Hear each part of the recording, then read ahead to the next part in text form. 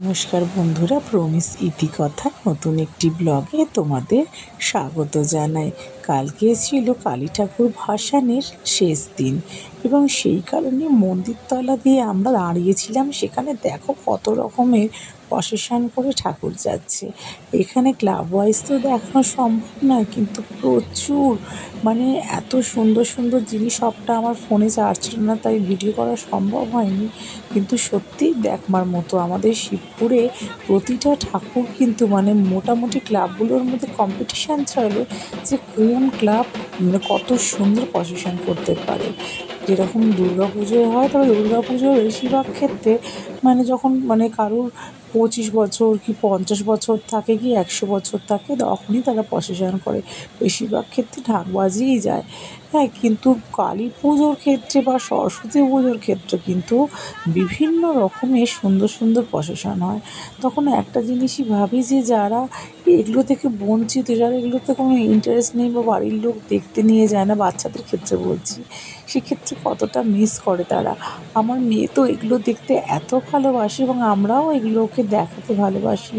সত্যি কথা, যখন দেখি যে প্রত্যন্ত গ্রাম থেকে মানুষরা এসে একটুখানি রুটি আমাদের রুজি রোজগারের জন্য তারা কতটা পরিশ্রম করে, সেগুলো দেখলেও কিন্তু সত্যি কথা অনেক কিছু শেখা যায়। আজকে ভিডিও করতে পারিনি, এরকমই একটা গ্রুপ এসেছিলো, বাচ্চা বাচ্চা ছেলেগুলো এত হার্ড ওয়ার্ক করছিলো, নিজের চোখে কষ্ট লাগছিলো যে এরা কত প্রত্যন্ত গ্রাম থেকে হয়তো এসছে, কিন্তু কী জানি এরা ঠিকমতো পারিশ্রমিক পায় কি না।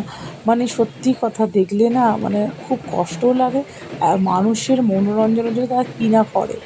হ্যাঁ, এবার দেখো এখানে একটা রান্না রিক্সা দেখতে পেলাম আমরা। বিভিন্ন রকমের ঠাকুর নিজেদের মতো করে তারা করে। এই যে আতশবাজি, এত আতশবাজি রাত্রির 11টা বাজে, কেউ বলবে না মন্দিরতলার জমজমাট অবস্থা।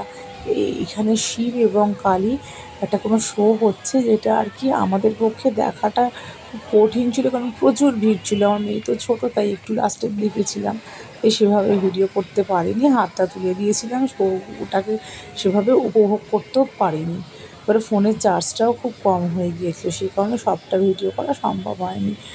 আমাদের শিবপুর এলাকাতে কিন্তু সত্যি কথা আমরা থেকে আমার খুব নিজের ভালো লাগে, কারণ যে কোনো অনুষ্ঠান কিন্তু খুব অনেক ভালোভাবে অনেক ভালোভাবে আমরা যে কোনো অনুষ্ঠান 2-3 দিন ধরে কিন্তু উপভোগ করি।